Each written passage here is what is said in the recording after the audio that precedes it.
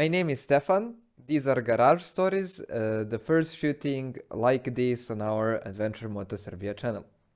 The idea behind this came that I want actually to bring this more closer to the audience and maybe motivate people how to fix their bikes themselves, to give some advice about the tires I used, what equipment I am using, and to explain and elaborate on the route I recently did, which was 6,000 kilometers starting from Serbia through Montenegro, Albania, Greece, and heading to Crete, and then back to Serbia, all on a motorcycle, right?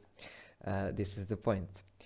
So what I first would like to share is the idea behind the route and what was the initial idea and how the plans changed as the time was passing.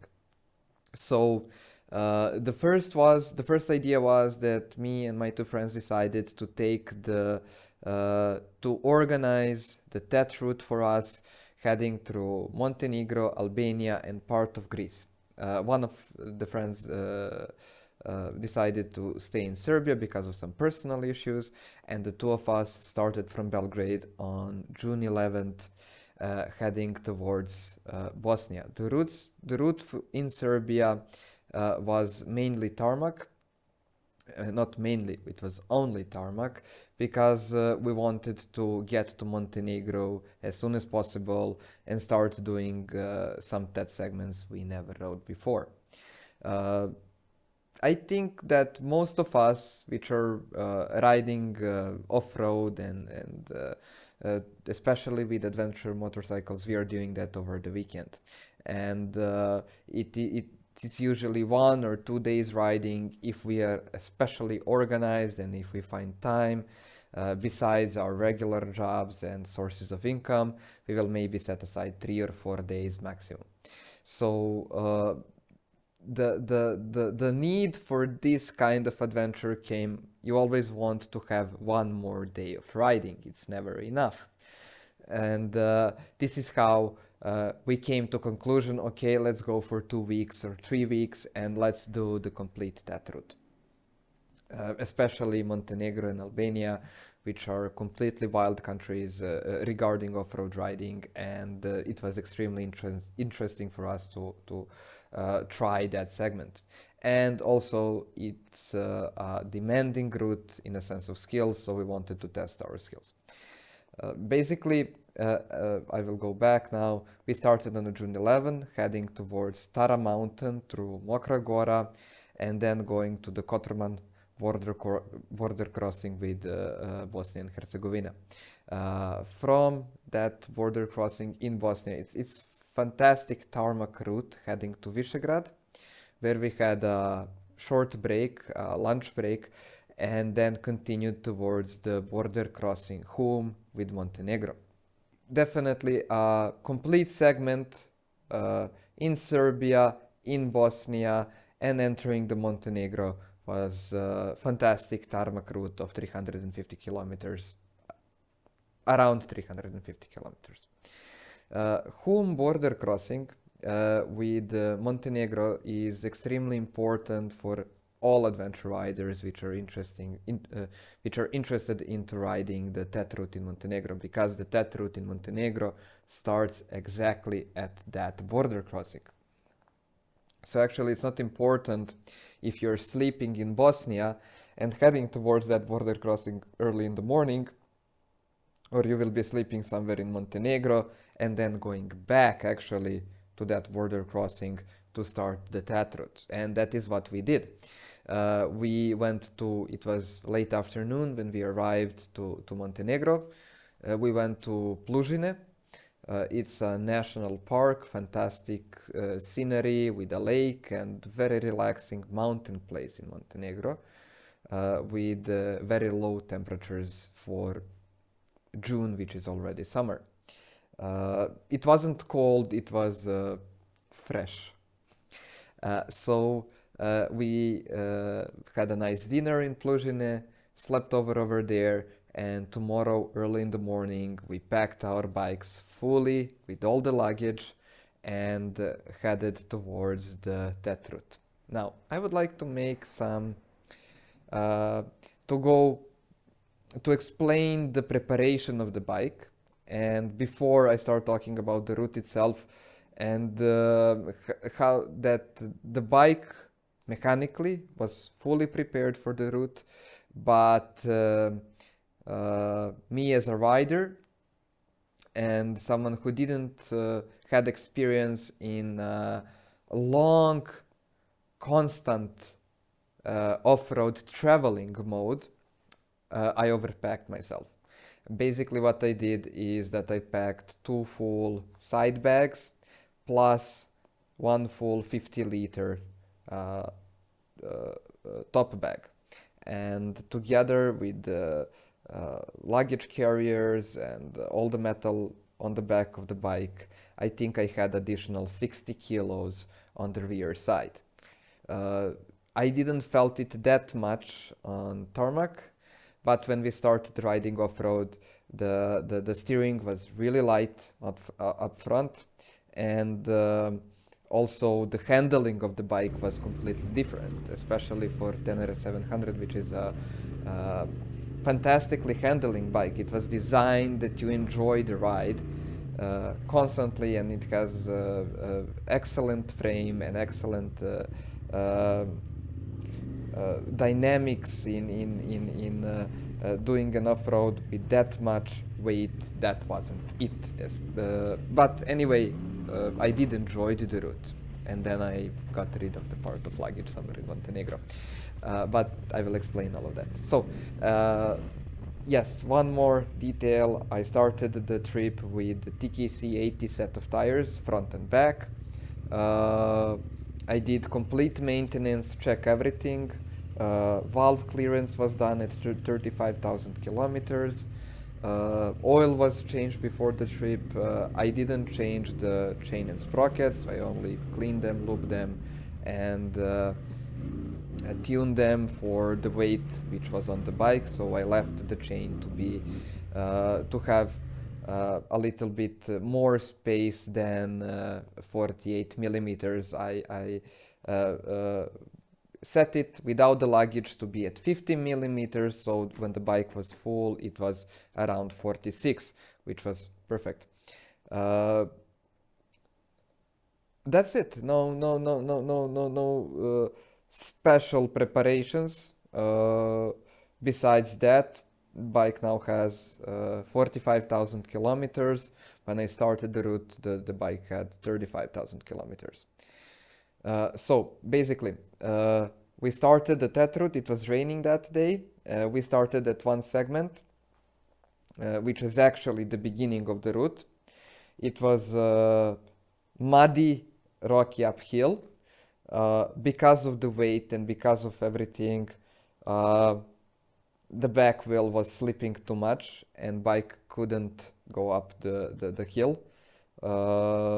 We tried 2 times and then we decided to turn around and to start the TET route at the actually 2 kilometers after the first beginning.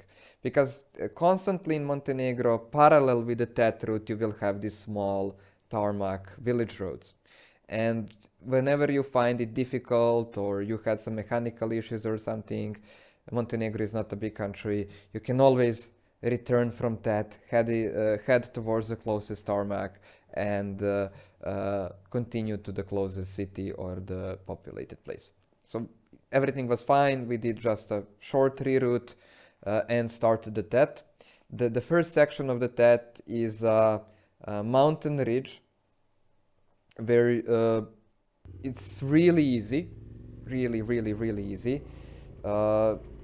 Small gravel, interesting stuff for back wheel spinning, but in a fun sense of a way. And even though it was a little bit cloudy that day, we had a blast. After that, you are headed towards Durmitor mountain, and you will have a very short connection, asphalt tarmac connection between the first and second section. and you are joining that section directly headed into the center of the mountains. It literally looks like that. And there was snow, because even you don't feel it, you are constantly climbing. And in June, you can see the footage now. We did a short snow crossing, which was extremely interesting, and we were adrenaline pumped. So immediately after that section, it was full throttle and let's have fun. Even though we had full luggage and everything, the route is still not difficult. The gravel is a little bit bigger than what we previously faced, but completely fine. Even more interesting because you will, throw some rocks, and if you are with a friend, you will do a small, competition or a race on that track. And I was winning at some part. And then my side bag, not these ones, this is the second option, which I fitted immediately after I returned from the trip, but the bags were basically here as a luggage carrier, and then there was a saddle bag covering another maybe 10 or 15 centimeters, widening the bike. And I forgot that I had side bags.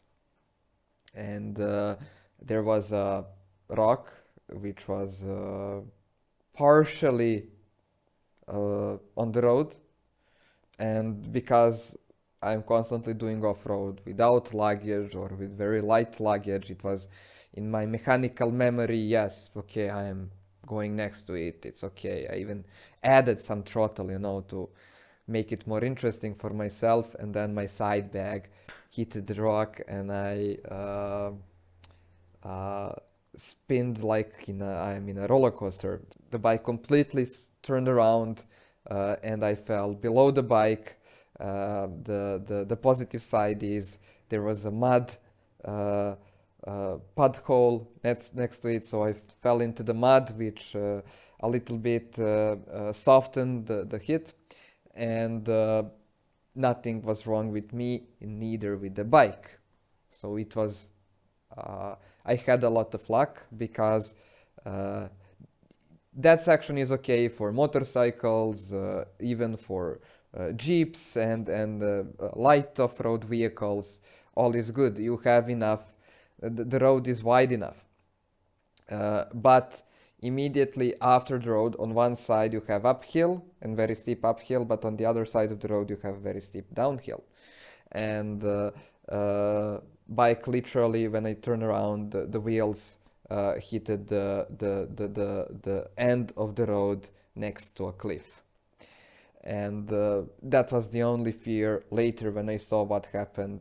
If I was going a little bit faster, if I had more inertia, I would definitely be facing that downhill cliff over there in Montenegro. And that would be the end of this fantastic route, which later continued and proven to be even more fascinating than it was at that moment. We raised the bike, checked everything was fine. There wasn't even a need to straighten the steering. Even the exhaust didn't hit the ground. It was on the other side, so nothing was damaged. Only the bag. It was Kriega asymmetrical system, and one of the straps on the bag broke, so I fixed that with zip ties. We fixed everything with zip ties, and we continued. Then some more challenging stuff will come, and we were constantly riding. Basically, including a break of one day in Podgorica, we did almost a complete TET in Montenegro in 2 days. Almost a complete TET. So we were doing more kilometers than we should. We didn't felt that we were already feeling physical fatigue, that our attention was slowly dropping. And these are all things you basically will learn doing these kind of trips, that you need to have a break, a longer one, that you don't do 200 kilometers of off-road route in a day. You shouldn't do it. Do 100 or 70. And after that you will be already exhausted. But yes, we will do a small break, have some water, maybe something sweet, and then continue the route, and then continue the route, and then continue the route. So at some moment it started being really, really rocky, which was okay. I had, it's called sportish dropping the bike. You know, at some moment you just leave it, I need to rest a bit. And you can see it on the footage. And it was because of the luggage and additional weight of the bike. So what you don't feel when you are pushing the bike at higher speeds, and when you have the power of a motorcycle keep you in balance, meaning that you are riding above 40 kilometers per hour plus, everything below that at 30, 20, 10 is technical riding. In technical riding, you are managing, balancing the bike with your weight and your physical preparation for this route. And we were not physically prepared, we were not physically preparing, but with experience we had before in off-road riding, let's call that as a physical preparation. But if you add to that another 40 kilos, 50 kilos of luggage and luggage carriers, then you have an issue, because you need more movement to keep the bike in balance. You need more strength to keep the handlebar from negative movements. If you know, especially if you're in a big rocks, like when you're in a deep sand, the handlebar will always strive to move in some direction. Also, TKC 80s are not the tires for rocky terrain. Definitely, they are. The rocky terrain is eating them like this, constantly spending the tire. Also, the front tire is doesn't have a strong sidewall, and if you hit some very sharp rock, the front tire will lose air immediately, and you will need to fix the tube or to change the tube, and then to find the closest place to also change the tires, which happened to me later. So continuing the section, there is a section of that. It is you will see it on the map, and you will see a screenshot here. There is no route. We didn't saw the road or the line. Actually, I saw some line, a single track, which I followed. And it was a mistake, because that single track, or no track in one moment, riding through steep, up the steep hill, through deep grass, not seeing the terrain ahead of you, without any track, leading through that terrain. Either you need to walk and see what is ahead of you, or you need to be extremely careful.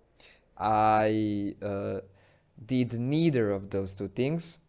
I was forcing the hill, and at some moment I actually managed to force a very steep rock. Again, directly up front my front wheel.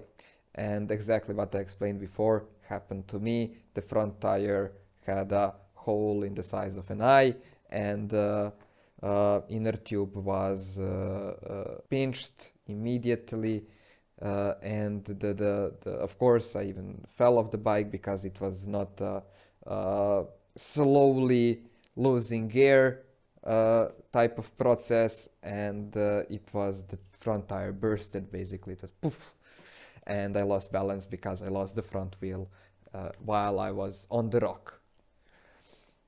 And in that moment, of course, you will stop, you will make a break. And when these things happen, what you do is that negative things start to pile up. We had rain, we had strong wind, we were at the top of the hill, and I needed to fix the tube. Now, fixing, as you can see here in garage, I am doing everything by myself, so I have experience in this. And in that conditions on the route, it was 45 minutes to remove the front wheel, to remove the tire, to remove the inner tube, to put a new inner tube in, to manage to pinch the new inner tube, then to fix the tube, and then to assemble it all together. And it wasn't good enough because you are in a grass, there is rain, you are trying to do it as fast as possible, so you can move forward and find some place where you can actually check your bike. And that was the point when we decided. It was already late afternoon. Okay, we are ending the TET here and we are heading towards Nikšić and Podgorica. The moment we hit the tarmac, because the front tire was still slowly losing air, slowly but fast, every 15 minutes I needed to add the air in the front tube. When I say slowly, it wasn't bursting, it was holding until some moment. So when we hit the tarmac, I again took the inner tube, which was pinched, then managed to patch that, and it was fine then until we reached Podgorica.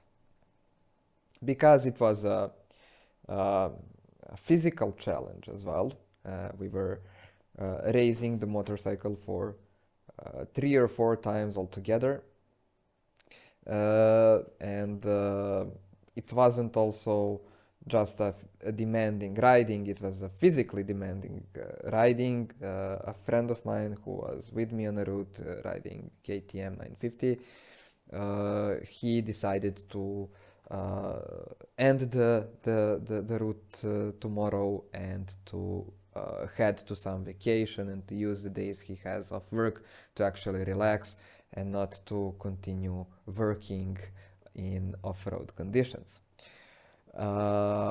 For me, that was actually sad because I really wanted to continue the adventure and everything was an experience. For me, even pinching the tube and having all of these issues in the mountains and everything, you know, Montenegro welcomed us well. That is what I said every time when we had an issue. You know, this is an entrance into TET. You need to pay the fee for the crossing, and the fee was paid on the first day. And it was actually true. Everything what should have happened on the first day. The tires, the falling, the inexperience regarding the luggage, everything. So the day after, we slept in Nikšić, we said farewell in Podgorica one to each other, and in Podgorica directly I went to Grgamoto to see if they have inner tubes, tires, whatever I need, and a suitable garage where I can check everything on my bike what I did the previous day and then continue the same thing tomorrow. So this was the plan. Meanwhile, I was welcomed as part of the family in Grgamoto society. It was amazing how they helped me and what they did, and stayed with me until 11 o'clock changing the tires, 11 o'clock in the evening, and working through all the issues with the tires, getting the tires, finding what was available in Montenegro to change both front and rear. So then I changed my priorities. My priority wasn't grip anymore. I didn't have grip on TKC 80 in the rocky terrain at all. Not at all. I had the normal type of 50-50 tire grip, nothing special, and compensating that with longevity and kilometers I want to do, and looking at the tire which was 50% done after one day of TET, I decided to remove TKC 80 completely, and the only thing available was Mitas E-07 plus Dakar version. Which was actually very good because this tire has a very stiff sidewall, and even if you have a flat tire, it will hold a little bit so your rim doesn't fall on whatever terrain you're riding on completely, and you can continue riding. Even at slow speeds, you can continue. And this is the most important thing, to get to some civilization. Some civilization means I am on tarmac, and this road leads to some village. This is civilization. Now I am peaceful. When you are off-road somewhere in the mountain, is it a TET route or something else? If something more serious happens, there is a very small chance that someone will find you over there. And there are sections where you don't have a reception and you cannot call anyone. So fantastic. During and parallelly with changing the tires and fixing it, a friend from Niš called me and he wanted to come to Montenegro tomorrow to do the second day of that with me, and that we continue, because he knew, we were chatting a little bit, that I will continue the second day no matter what. So he came. He also has a Ténéré 700, a white one and a black one, and it was a complete blast because I'm a Yamaha fan, and you know, it was a very good footage to see another Ténéré, you know. Even when it is feeding you with dust, it's a good sight. So we continue tomorrow together, heading to Captain's Lake or Kapetanovo Jezero. Fantastic sight to see. Beautiful mountain ranges and scenery on that section around the Captain's Lake is perfect, and the roads are wonderful for fast off-roading. And after Captain's Lake, there is still several very interesting sections where you follow the route, and it is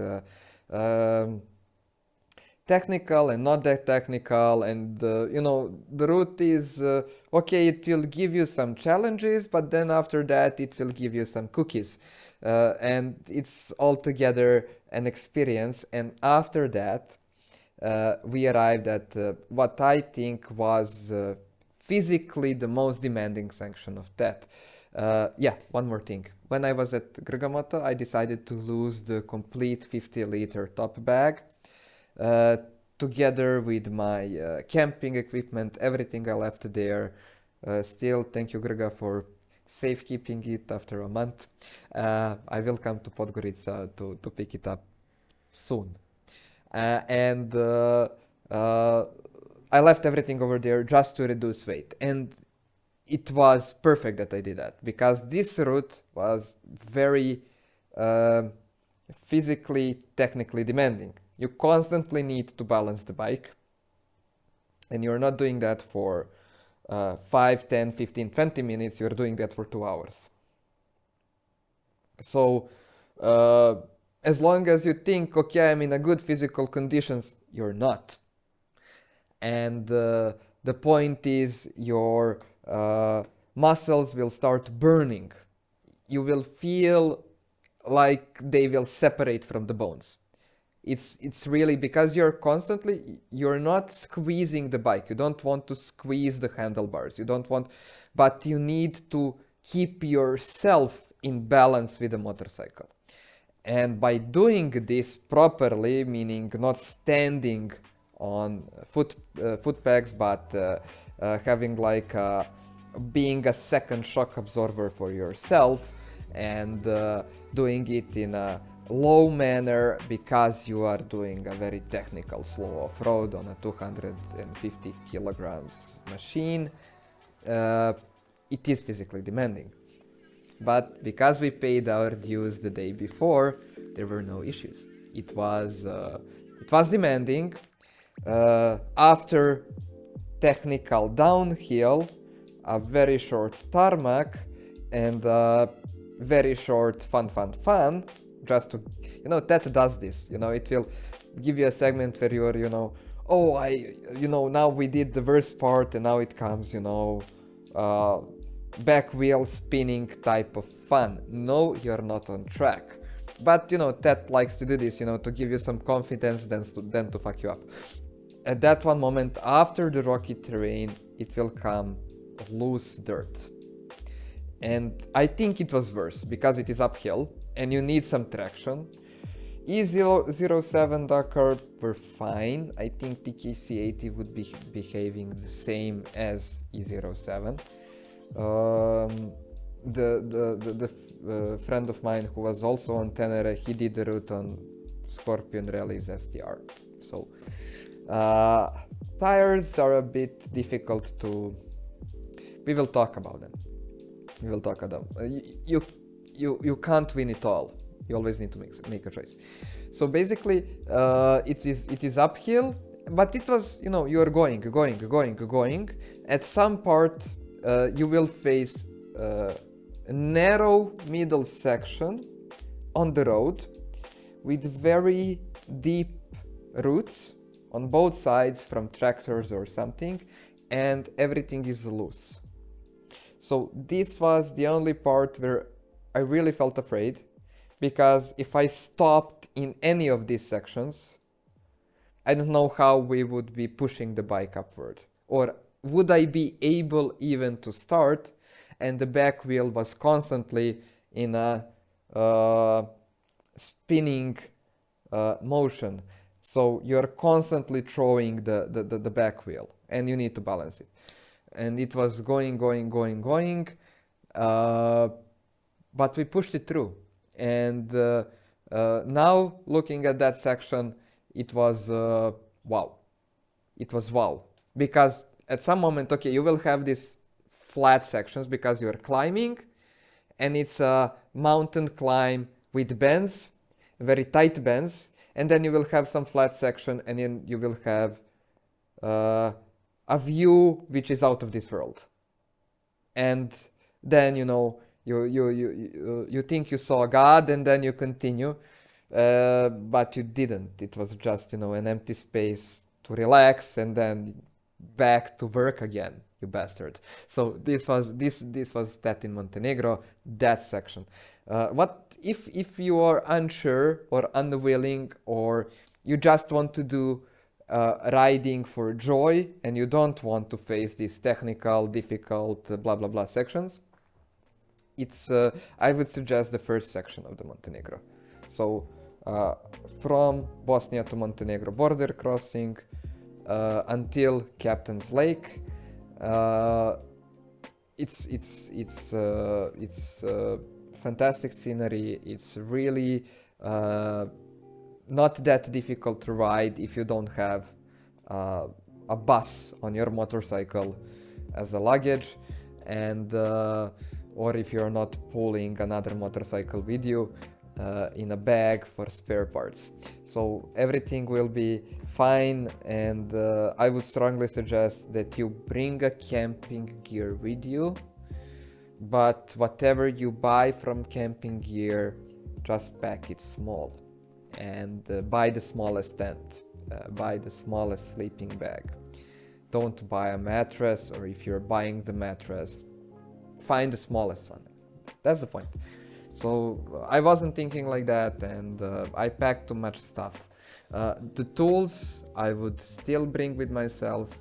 I would pack them differently. I made some modifications on the motorcycle after that, so now 90% of my tools are under my seat, and a lot of experience came from TET in Montenegro. So I don't know, maybe I would like to continue talking about the route and what happened after.